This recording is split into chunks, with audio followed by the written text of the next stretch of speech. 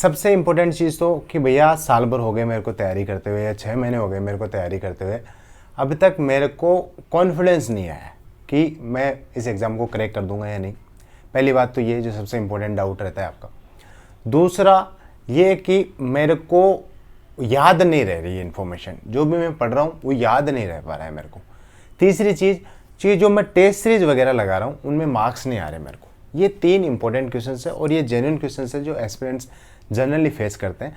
इस वीडियो में 1 बाय 1 सारी चीज़ों को ब्रेक करेंगे और एक ऐसा प्रैक्टिकल सॉल्यूशंस के साथ डिस्कशन करेंगे जिससे आपका कॉन्फिडेंस भी बढ़ेगा और आपको थोड़ा सा रियलिटी का पता भी चलेगा कि एक्चुअल में चीज़ें कैसे चलती है, एक्चुअल में लोगों के साथ क्या सिनारियो रहता है तैयारी करते टाइम। और ये सिर्फ आपके साथ ही हो रहा है, ये एक जनरल फिनोमिना है, या इसको कैसे जनरली जो लोग सेलेक्ट होते हैं वो कैसे इसको ओवरकम करते हैं, है ना। ये वाली बातों का इसमें डिस्कशन करें। तो जो सबसे पहला पॉइंट है कि आपको याद नहीं रहता। देखो आपके जीवन में अभी तक जो आपकी एज है, आप 20 से 25 साल के उम्र के बीच में अगर आप कंपटीशन की तैयारी करो तो हज़ारों घटनाएं आपके जीवन में घटित हो चुकी है। क्या हज़ारों की हज़ारें आपको डिटेल में याद है? मेरा आंसर होगा नो और आपका भी शायद आंसर होगा नो। आपको हज़ारों घटनाएं डिटेल में याद नहीं है, लेकिन कुछ घटनाएं ऐसी है जो आपको बहुत डिटेल में, मतलब बाकी घटनाओं के कंपैरिजन में बहुत अच्छे से याद है। और वो घटनाएं ऐसी है या तो आपको आपके साथ या आपके फैमिली मेम्बर के साथ ये रिपीटेशन में डिस्कस हुई है या आपके दोस्तों के साथ रिपीटेशन में डिस्कस हुई है। कोई भी ऐसा इंसिडेंट हो सकता है या कोई ऐसी मज़ेदार कहानी हो सकती है जिसको आपने बहुत बार डिस्कस किया हो। यह एक ऐसा इंसिडेंट याद है आपको जो बहुत ज़्यादा टीवी पे चला हो, बहुत ज़्यादा न्यूज़ में चला या आपने मल्टीपल टाइम्स पढ़ा हो। ऐसी घटनाओं के अलावा आपको मैं बोलूं अभी कि आपके जीवन में एक एक चीज़ आपको जो घटित हुई है वो बता दो तो आप नहीं बता पाओगे। सिमिलरली आपके साथ सेम चीज़ एग्ज़ाम के जो इन्फॉर्मेशन है उसमें है। आपका एग्ज़ाम के इन्फॉर्मेशन का जो मकसद है वो आपको पता होना चाहिए, उसके साथ क्या चीज़ आपको करनी है याद करने के लिए वो चीज़ आपको पता होना चाहिए। देखो मकसद सबसे पहले हमें पता है कि हमें इस एग्ज़ाम तक इन्फॉर्मेशन को याद रखना है। इस एग्ज़ाम के बाद उस इन्फॉर्मेशन का क्या होता है उससे आपका कोई लेना देना नहीं है। हो सकता है आप वो इन्फॉर्मेशन भूल जाओ, हो सकता है कुछ इंटरेस्टिंग इन्फॉर्मेशन जो आप रिलेटेबल आपके साथ होगी वो आपको याद हो जाए। देखो कई सारी चीज़ें हैं जो आपने 8th क्लास 10th क्लास में पढ़ी है लेकिन अभी तक याद है, लेकिन सारी इन्फॉर्मेशन आपको याद नहीं है ना। लेकिन ऐसी वाली इन्फॉर्मेशन जो इंटरेस्टिंग लग सकती है या आप अपनी पर्सनल लाइफ में कहीं रिलेट कर पाओ उन चीज़ों को तो वो याद रहेगी। इसके अलावा कोई इन्फॉर्मेशन आपको याद नहीं रहेगी। तो याद रखने का एकमात्र तरीका ये है कि आपका जो टारगेट है, जो एग्ज़ाम है, उस तक आप चीज़ों को रिवाइज करो। और रिवीजन ऐसा नहीं है कि सिर्फ आपको ज़रूरत है इस चीज़ की। वो टॉपर हो, चाहे जैसे 1000 बच्चे सेलेक्ट होने हैं तो 1000वीं रैंक किसी की आ रही हो, 900 रैंक किसी की आ रही है या रैंक 1 किसी की आ रही है, सबको रिवीजन की ज़रूरत पड़ी है। यहाँ पे कोई ज़्यादा रिवीजन करता है और रिवीजन के साथ साथ कोई ज़्यादा ग्रास्प करता है चीज़ों को, कोई कम रिवीजन करता है, कम समझ आती है चीज़ें। जिसका ऑलरेडी मतलब अच्छा है स्टडीज़ में तो वो जल्दी याद कर पाएगा चीज़ों को, और जिसका अच्छा नहीं है वो जल्दी याद नहीं कर पाएगा। तो सिंपल सा फंडा है, आपको चीज़ों को जो आपका पाठ्यक्रम है, जो आपका सिलेबस है, उसको ज़्यादा से ज़्यादा रिवाइज करना है। रिवाइज देखो 5 से 6 रिवीजन मांगती है, स्टैटिक इन्फॉर्मेशन 5 से 6 रिवीजन मांगती है। जो प्रैक्टिस की चीज़ें हैं जैसे मैथ्स वगैरह उसमें 5 से 6 रिवीजन नहीं तो 5-6 प्रैक्टिस मांगती है, तो वो अल्टीमेटली रिवीजन ही कहेंगे उसको भी। तो 5-6 रिवीजन में कैसे आपको इन्फॉर्मेशन याद होगी? पहले रिवीजन में आपको 15% याद होगी, दूसरे में हो सकता है 25 हो, तीसरे में 35 हो, ऐसे ऐसे करके आपको 70-80% चीज़ें याद होगी। 100% याद होगी इसकी गारंटी आप मत लेना, और ना आपको होगी, नए आपको करनी है, क्योंकि 100 से 100 आपकी कट ऑफ नहीं जा रही है। जैसे मान लो फॉर एग्जाम्पल आपने हिस्ट्री पढ़ी, मॉडर्न हिस्ट्री आपने पढ़ी, तो पहली बार आप पढ़ोगे तो आपको कुछ मोटे मोटे फैक्ट्स याद होंगे, जैसे कि बंगाल विभाजन कब हुआ, गांधी जी कब आए, क्यों आए, और उसके बाद जलियांवाला बाग कांड कब हुआ, उसके बाद साइमन कब आए, साइमन कमीशन कब आया, उसके बाद करो या मरो, या कुछ कॉन्स्टिट्यूएंट असेंबली की कुछ इन्फॉर्मेशन आपको याद हो जाएगी। जब दोबारा इन चीज़ों को पढ़ोगे तो आपको और भी डिटेल में चीज़ें पता चलेगी, जैसे गांधी अरविंद पैक्ट के बारे में पता चल जाएगा, उसके बाद नेहरू जी ने क्या क्या किया ये चीज़ें पता चलेगी, नेहरू जी के फादर ने क्या क्या किया ये चीज़ें पता चलेगी, और भी थर्ड रिवीजन में और भी डीप जाओगे। जब ये चीज़ें आपको 5-6 रिवीजन आप पढ़ लोगे ना तो ऐसी ऐसी इन्फॉर्मेशन आपको याद हो जाएगी जो आपके फर्स्ट रिवीजन के बाद आपको ऐसा लगेगा कि कोई क्वेश्चन आपसे पूछ लेना उस इन्फॉर्मेशन का तो आपको लगेगा ये पढ़ा ही नहीं था मैंने। लेकिन अगर 5 से 6 रिवीजन आप उस चीज़ के कर लोगे तो वो इन्फॉर्मेशन आपको 100% याद हो जाएगी। ठीक है। दूसरी चीज़ जो यहाँ पे ज़्यादातर लोगों का डाउट आता है मेरा, वो है कि भैया कॉन्फिडेंस नहीं आ रहा।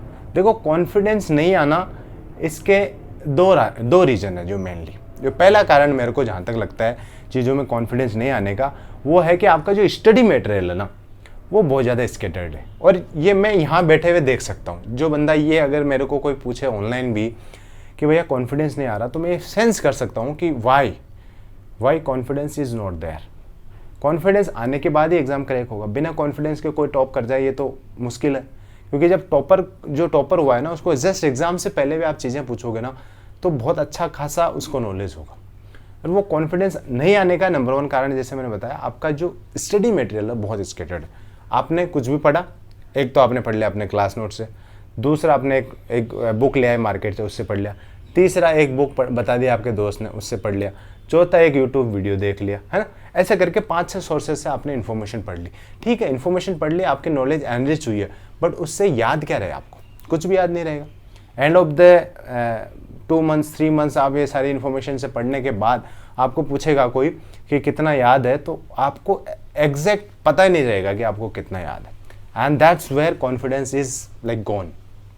आपका कॉन्फिडेंस आया क्यों नहीं? आपका सिंपल सा कारण पता है आपको। तो सबसे पहले आपको चीज़ करनी है, आपका जो मटेरियल है वो लिमिटेड डज नॉट मीन कि लेस इन्फॉर्मेशन। लिमिटेड मीन्स आपका जो सिलेबस है उसके ओरिएंटेड जो बुक है वही पढ़ो आप। सिलेबस देखा आपने, सिलेबस के PYQ देखे आपने, कोई बुक मार्केट में जैसे कई सारी पब्लिकेशंस ऐसी है जो उस एग्ज़ाम से ओरिएंटेड बुक बनाती है, मतलब उन पे आपको भरोसा है तो आप उसका पूरा एज इट इज़ मटेरियल ले लो और उसी से पढ़ाई करो। जब तक आप एक सोर्स को 4-5 बार रिवाइज नहीं करोगे, आप में कॉन्फिडेंस बिल्ड ही नहीं होगा। जब आप किसी चीज़ को, एक ही बुक को पढ़ते हो, पहली बार आपने पढ़ा, दूसरी बार जब पढ़ोगे फिर आपको थोड़ा सा अच्छा लगेगा, जब तीसरी बार पढ़ोगे तो कई सारी इन्फॉर्मेशन उसमें ऑलरेडी आपको याद होगी और वहाँ पे ही कॉन्फिडेंस बिल्ड होना स्टार्ट होता है।